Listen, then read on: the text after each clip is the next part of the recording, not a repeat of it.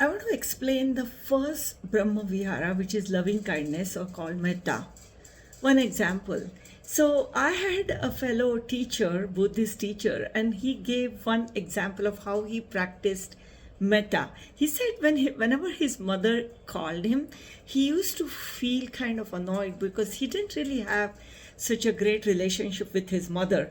Besides, she would call and then just complain about his dad and not really ask him about him and these kinds of complaints he had.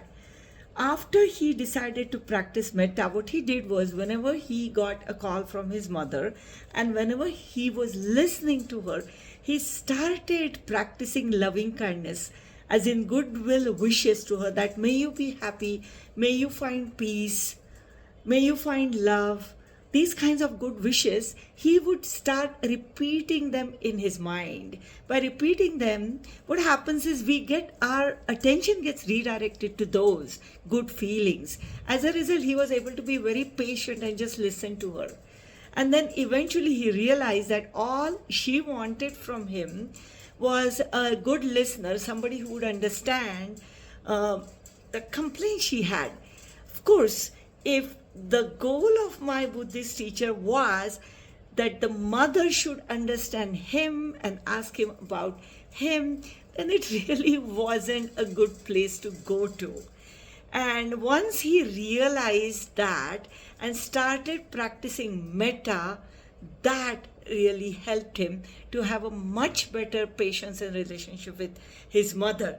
And try that even when you're having trouble with somebody who you're supposed to love or supposed to be close to. Practice loving kindness phrases. Send them these good wishes. I can assure it is going to be difficult in the beginning. And let's admit it. It is hard. But one Jewish rabbi famously said that if you start putting the words of Torah on your heart, one day your heart opens and the words fall in. And that same thing happens with loving kindness phrases. Without your knowledge, your heart will practice loving kindness with people, of course, you will love, and people you may have some difficulty with also. First step towards improving relationships. I want to add one more thing to this. Whenever you're practicing loving kindness and metta, remember that it is important to practice it towards you as well. When you're sending loving kindness messages to others, send them to you too.